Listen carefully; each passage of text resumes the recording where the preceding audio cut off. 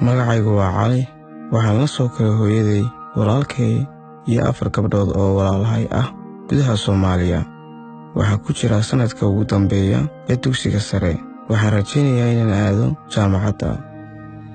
Nolosha gudaha magaalada way adkaatay, dagaalka iyo qaraxyada.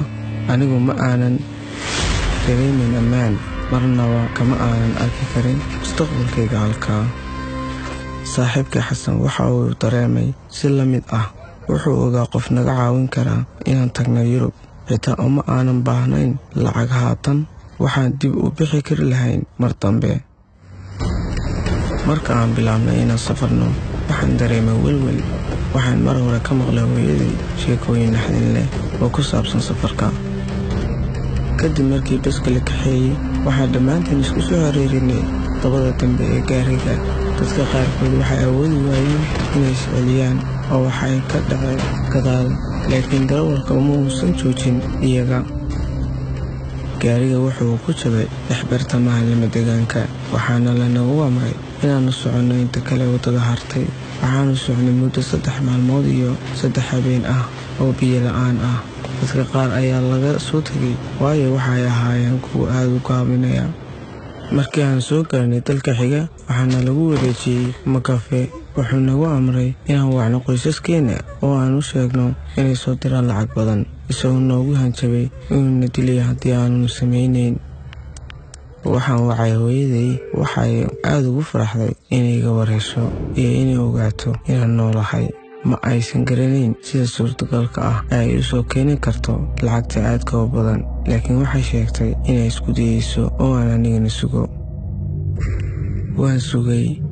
Maalin kasta waxaa si xun noola dhaqmay afduubayaasheeda oo na siiyey cunto aad u yar. Bilooyin kadib oo la nahayey, hooyaday iyo qoyska Xasan ayaa ugu dambeyntii soo diray lacagtii. Waxay iibiyeen guryahooda iyo dhulkooda si ay u keenaan. Maalinta xigta waxaan ku safnay doon, laakiin markii la gaaro waqtiga aan korayno doonta, aniga iyo Xasan waana la kala soocay. Xasan waxaa lagu qasbay inuu fadhiisto meesha hoose, anigana sagxadda sare. Doonteeda waxa ay dhex joogtay badda muddo 9 maalmood ah. Safarka badda waxa uu ahaa adag. Doontana qaabkeedu ma wanaagsaneyn.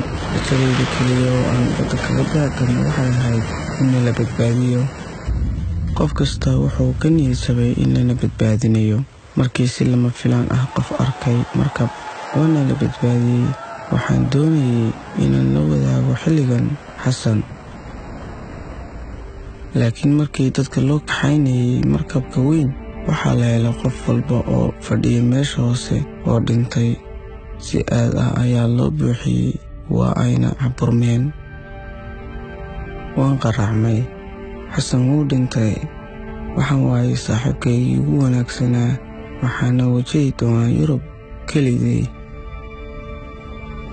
Hadda waxaan joogaa Yurub, laakiin aad ayaan u naxsanahay.